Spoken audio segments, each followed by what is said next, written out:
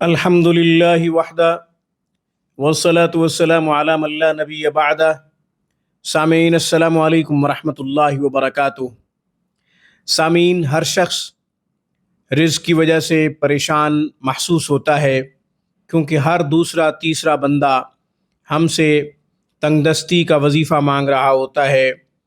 غربت کا شکار ہیں تو پریشان ہونے کی ضرورت نہیں۔ آج میں ایک وظیفہ بتاؤں گا، انشاءاللہ اس کی برکت سے غربت کا خاتمہ ہو جائے گا، تنگ دستی کا خاتمہ ہو جائے گا۔ آپ میں سے کوئی کاروباری الجھنوں کا شکار ہے تو بھی یہ وظیفہ کریں گے تو انشاءاللہ آپ کے معاملات اچھے طریقے سے تمام لوگوں سے نمٹ جائیں گے انشاءاللہ۔ کاروبار میں ترقی ہوگی، اللہ تعالیٰ عروج عطا فرمائے گا، ہر طرح کی محتاجی ختم ہو جائے گی، اللہ تعالیٰ غنی کر دے گا۔ آج میں جو وظیفہ بتا رہا ہوں اس کی برکت سے قرضے بھی اتر جائیں گے، کاروباری معاملات بھی ٹھیک ہو جائیں گے، غربت کا خاتمہ بھی ہو جائے گا، تنگ دستی چلی جائے گی، اللہ تعالیٰ فراخ رزق عطا فرمائے گا۔ یہ جامع وظیفہ قرآن و سنت سے میں نے منتخب کیا ہے، قرآن سے بھی لیا ہے اور رسول اللہ صلی اللہ علیہ وسلم کی مبارک دعاؤں سے بھی لیا ہے۔ یہ جامع وظیفہ غور سے سنیے گا اور پھر نوٹ کر لیجئے گا، اس کے بعد یقین کے ساتھ پڑھیے گا۔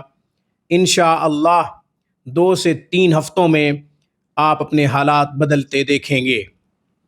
وہ وظیفہ کون سا ہے، کون سی دعاؤں کا انتخاب کیا ہے اور کب پڑھنا ہے، یہ آگے چل کے تفصیل بتاتا ہوں۔ ہمیشہ کی طرح درخواست کروں گا کہ آپ خود بھی قرآن کریم پڑھیں، اپنے بچوں کو بھی صحیح حروف کے ساتھ قرآن پڑھائیں۔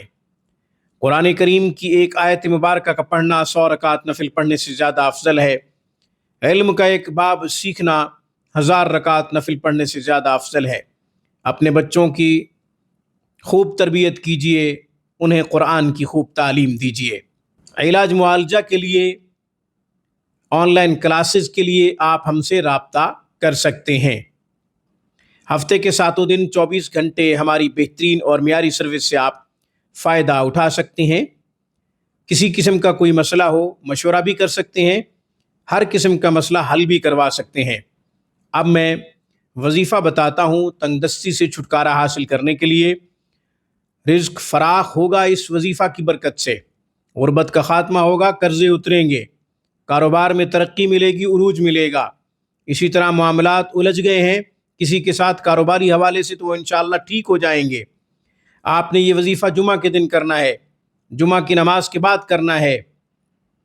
جمعہ کی نماز کے بعد درود ابراہیمی 100 مرتبہ پڑھ لیں، اس کے بعد سورہ اخلاص 100 مرتبہ پڑھ لیں، پھر استغفر اللہ ربی من کل ذنب واتوب الیہ 100 مرتبہ پڑھ لیں۔ اس کے بعد 70 دفعہ یہ دعا پڑھیں، اللہم اکفنی بحلالک عن حرامک واغننی بفضلک عمن سواک برحمتک یا ارحم الراحمین۔ برحمتک یا ارحم الراحمین کا اضافہ کیا ہے تاکہ دعا میں مزید قوت پیدا ہو جائے۔ سورہ اخلاص بتائی ہے، قرآن کریم میں یہ سورت بہت بڑی اہمیت رکھتی ہے، اس کی بڑی فضیلت آئی ہے۔ جو اسے 3 مرتبہ پڑھتا ہے اللہ تعالیٰ ایک قرآن پڑھنے کا اسے اجر عطا فرماتے ہیں۔ اس کے اور بھی فضائل ہیں، جملہ مشکلات آسانیوں میں بدل جاتی ہیں۔ اسی طرح استغفار کی برکت سے اللہ تعالیٰ غم دور کر دیتے ہیں، تنگ دستی ختم ہو جاتی ہے، رزق بہت ملتا ہے۔ اسی طرح درود پڑھنے سے اللہ تعالیٰ جو ہے خوشیاں عطا فرماتے ہیں، اللہ تعالیٰ دکھ دور کر دیتے ہیں۔ اس کے ساتھ ساتھ خاتمہ بالخیر ہوتا ہے، یعنی خاتمہ ایمان پہ ہوگا۔ پھر میں نے اللہم اکفنی بحلالک عن حرامک واغننی بفضلک عمن سواک اس دعا کا انتخاب کیا ہے، جو کہ قرضوں کے حوالے سے بڑی اکثیر ہے۔ حدیث میں آتا ہے کہ جو اس دعا کو پڑھے گا پہاڑوں کے برابر قرض کیوں نہ ہو اللہ تعالیٰ اتار دیں گے، کوئی نہ کوئی وسیلہ بن جائے گا، کوئی نہ کوئی ذریعہ بن جائے گا، غیب کے خزانوں سے اللہ تعالیٰ اس کے لیے انتظامات فرما دیں گے۔ جب اللہ کسی کے لیے اپنے غیبی خزانوں کو کھول دیتے ہیں تو پھر دنیا کی کوئی طاقت اس کی ترقی کو روک نہیں سکتی۔ یہ وظیفہ جمعہ کے دن کرنا ہے آپ نے، پھر اگلے جمعے کرنا ہے، پھر تیسرے جمعے کرنا ہے۔ اسی طرح یہ وظیفہ جمعہ کے دن کیا کریں۔ اس کے ساتھ ساتھ روزانہ کی بنیاد پہ استغفر اللہ 100 مرتبہ، درود ابراہیمی 100 مرتبہ، اس کے ساتھ ساتھ تیسرا کلمہ 100 مرتبہ پڑھ لیا کریں۔ آپ اپنے حالات اپنی آنکھوں سے بدلتے دیکھیں گے اور بڑی تیزی سے آپ کو ترقی ملے گی۔ آج کی گفتگو میں بس اتنا ہی۔ اقول قولی ھذا واستغفر اللہ وآخر دعوانا الحمد للہ رب العالمین۔